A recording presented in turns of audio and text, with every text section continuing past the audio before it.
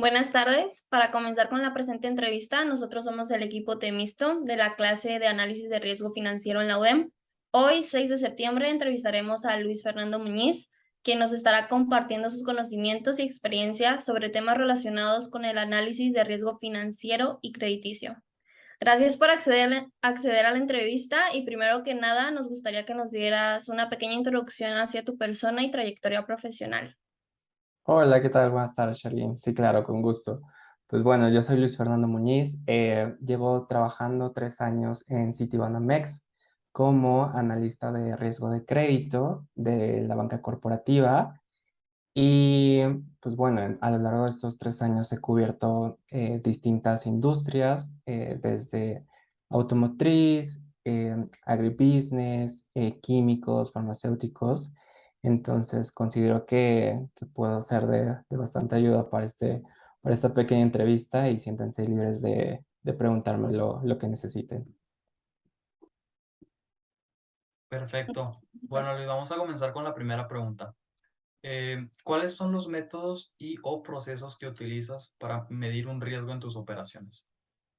Ok, hablando en particular de los riesgos de crédito, pues bueno, de primera instancia, pues tenemos que recibir los estados financieros de los clientes, leerlos, ver cómo se han desempeñado a lo largo de ese año y pues la metodología que nosotros ocupamos, pues bueno, lo recibimos, sacamos distintos ratios de capitalización, de liquidez, de apalancamiento y pues bueno, con base en todos esos ratios, lo que hacemos es hacer un pronóstico de probabilidad de default o incumplimiento por parte del cliente. Esto normalmente se hace en el tiempo de un año, o sea, proyectamos a un año, salvo que pues, tenga productos extendidos a largo plazo. Ahí sí ya hacemos unas proyecciones que llevan un poco más de inputs, tanto cualitativos como cuantitativos.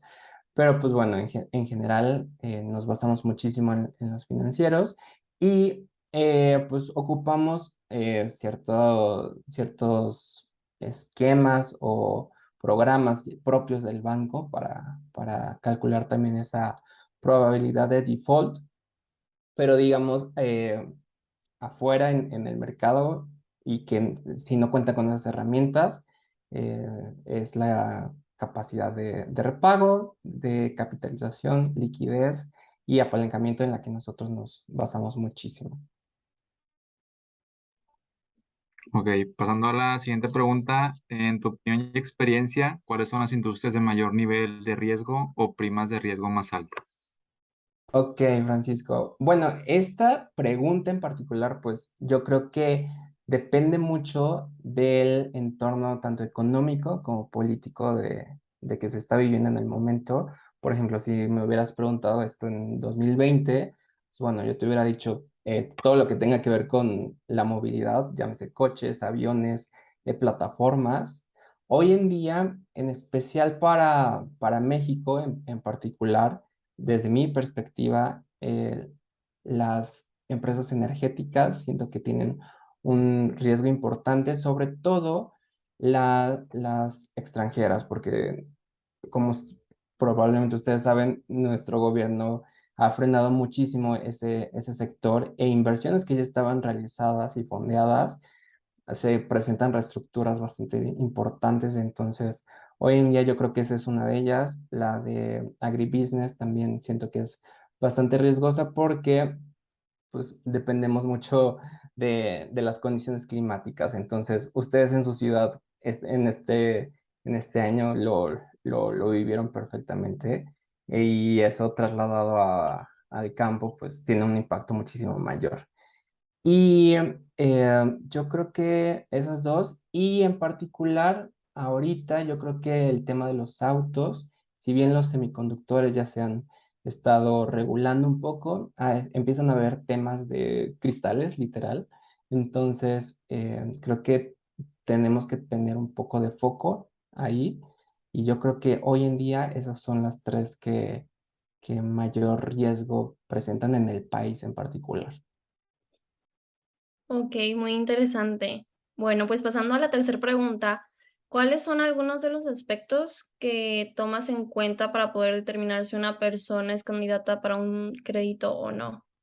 Ok, de nuevo, desde mi experiencia, no, yo no veo personas físicas, solamente veo personas morales, pero en primera es la capacidad de repago que tiene y los flujos que crea, tanto en el presente como proyectado a 1 a 5 años, dependiendo del producto que tenga.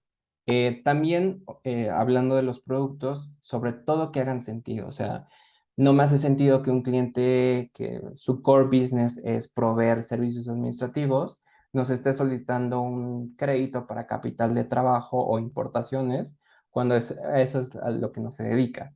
Entonces, que haga sentido el producto que está solicitando y también es la capacidad de repago ya sea propia o que nos provee una garantía corporativa, un obligado solidario o alguna prenda en particular que también pueda fungir como eso. Desde mi perspectiva, son las características esenciales que un cliente debe tener para que sea eh, viable otorgarle un crédito. Ya. Oye, Luis, y nos comentabas sobre que en Citibanamex utilizan ciertos programas como internos para evaluar si un cliente puede ser candidato o no. Pero ya una vez que lo deciden, digamos, ¿qué metodología utilizan para mitigar el riesgo de aceptarlo o así también no aceptarlo del falso negativo, digo, el falso positivo y el true negative? Ok, perfecto. Pues bueno, todo depende justo de los resultados de esta revisión. O sea, si vemos que hay riesgos importantes, pues bueno, monitoreamos al cliente a lo largo del año. Digamos que por regulación, la CNBV nos obliga a hacer una revisión de crédito una vez al año. Pero si vemos que el cliente es un poco más riesgoso, pues bueno, ya está a discreción del banco. Sí, nos tiene que entregar financieros trimestrales y ahí lo vamos monitoreando. También se establecen triggers, que justo son detonantes, que si rompe cierta barrera, no sé, llámese de apalancamiento, de ventas o cualquier otro detonante que nosotros le podamos asignar, pues bueno, implica una revisión, implica un acercamiento con el cliente y pues sobre todo tener mucha relación una muy buena relación con el banquero, porque el banquero al final el camino es quien tiene el primer contacto y es nuestra primera línea de defensa. Eh, y si es posible, igual, o sea, tener muchísimo acercamiento directamente con el cliente, porque me ha tocado de que en los números no se ve tan bien, pero ya una vez hablando con ellos, ya una vez entendiendo cómo es que ellos operan, pues bueno, a lo mejor los números te hacen sentido y también te dicen, oye, pues sabes qué, redujimos las ventas o no nos fue tan bien por esto y por esto, pero en el siguiente año vamos a estar mejor y nos dan pues cosas tangibles o hechos tangibles de que efectivamente es una tendencia que se va a revertir y que pues ya no va a ser considerado como tan riesgoso ese cliente.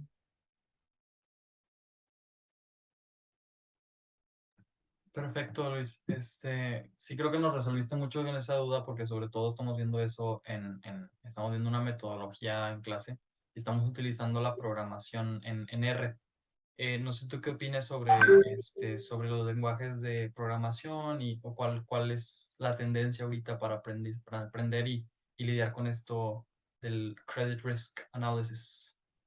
Ok, mira, definitivamente el futuro es que en 20 30 años va a haber un programa de que te va a determinar la capacidad de incumplimiento del cliente, te va a determinar muchísimos ratios duros, digamos, pero desde mi perspectiva, todavía ese feeling que un analista o un oficial de riesgo puede tener dentro de cualquier institución, no necesariamente un banco, creo que todavía es algo que no se puede obtener por la informática, creo que todavía está mucho el aspecto humano en esa parte, pero sin lugar a duda, creo que ese es el camino y muchas de las instituciones financieras grandes, mundiales, hoy en día lo están tomando muchísimo en cuenta y pero insisto, o sea, yo creo que en un corto, mediano plazo, desde mi perspectiva, todavía no va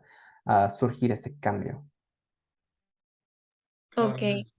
Te agradecemos mucho por la entrevista. Y bueno, damos por concluida la entrevista. Y pues bueno, no sé si ustedes quieren decir algo. sí, nada más agradecerte. Muchísimas gracias pues por toda la información tan valiosa que nos pudiste brindar en esta corta entrevista y creo que nos queda un poco más claro cómo se emplea y cómo funciona el riesgo crediticio y el análisis de riesgo financiero en el mundo real. Por supuesto, encantado. Muchísimas gracias. Muchas gracias. Gracias, Luis. Gracias.